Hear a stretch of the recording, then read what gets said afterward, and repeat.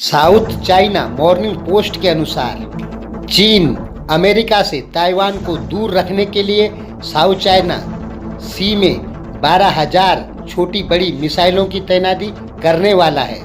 हालांकि इस खबर पर विश्वास नहीं किया जा सकता है, क्योंकि 12,000 मिसाइलों की तैनाती चीन और रूस मिलकर भी नहीं कर सकते हैं। आप माने तो चीन, रूस, उत्तरी कोरिया, पाकिस्तान यदि मिल भी जाएं तो भी 12,000 मिसाइलों की तैनाती नहीं कर सकते हैं। लेकिन ग्लोबल टाइम्स हुआ या साउथ चाइना मॉर्निंग पोस्ट हुआ, ये झूठ बोल के दुनिया को डराते हैं। जैसे चीन ने एक बार परेड में बहुत सारी मिसाइलें दिखाई थी, लेकिन सच ये है कि उन मिसाइलों का केवल बाहर का खोखा ही था, अंदर उन मिसाइलों के अंदर कुछ भी मौजूद नहीं था। जैसे चीन 5th जनरेशन फाइटर प्लेन बनाने का दावा करता है, लेकिन दुनिया ने आज तक चीन के 5th जनरेशन फाइटर प्लेनों का जलवा नहीं देखा है, किसी भी प्रकार का कोई युद्ध लड़ते नहीं देखा है।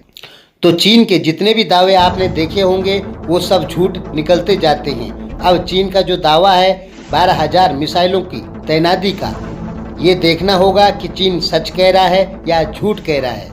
अब आगे। नमस्कार।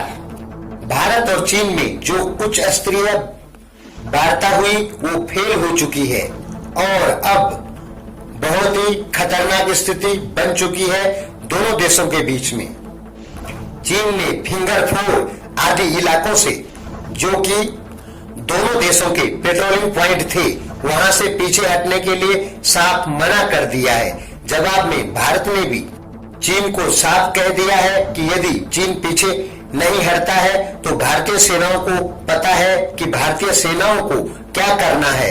यानी भारत की इशारे ही इशारे में चीन को चेतावनी थी कि यदि चीन पीछे नहीं हटता है तो भारत की सेनाएं जबरदस्ती चीन को पीछे हटा देगी।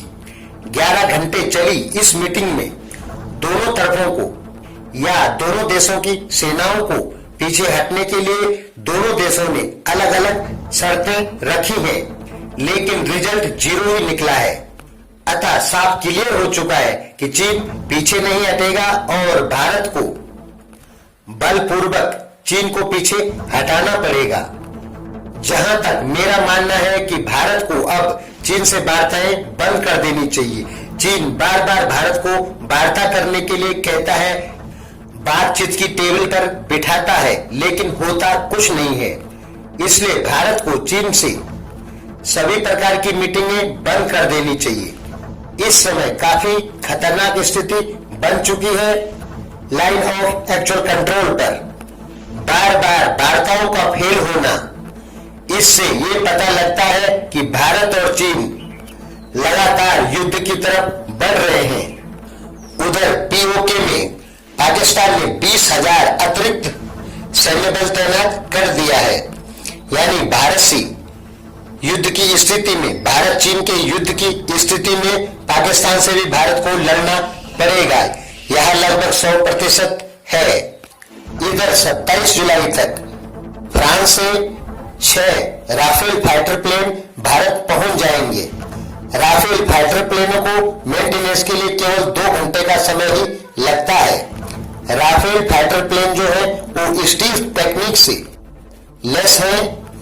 यानी हम कह सकते हैं कि राफेल के 6 फाइटर प्लेन चीन के कम से कम 25 5th जनरेशन फाइटर प्लेनों का मुकाबला करने में सक्षम है। इसका मुख्य कारण यह है कि राफेल जो है वो 2 घंटे में उड़ान के लिए तैयार हो जाते हैं। यानी हर 4 या 5 उड़ान के बाद 2 घंटे का रेस्ट उनको चाहिए। जबकि चाइना के पास जितने भी फाइटर प्लेन है वो सब लगभग 4 या 5 उड़ान के बाद 10 घंटे 12 घंटे उनको मेंटेनेंस के लिए चाहिए। ये खूबियां भारत के मिराज में भी हैं। फ्रांस के जो फाइटर प्लेन होते हैं उनमें एक ही खूबी सबसे ज्यादा होती है कि वो बहुत जल्दी हमले के लिए तैयार हो जाते हैं और भारत मिराज का भी उपयोग करता है। राफेल फाइटर प्लेन में लगने वाले वेपन्स, मिसाइलें, क्रूज मिसाइलें, एयर टू एयर मिसाइलें भारत पहुंच चुकी है और धीरे धीरे पहुंच रही है। इधर इजराइल से स्पाई 2000 जो बम है उनका एडवांस वर्जन की एक खेप भारत पहुंच चुकी है।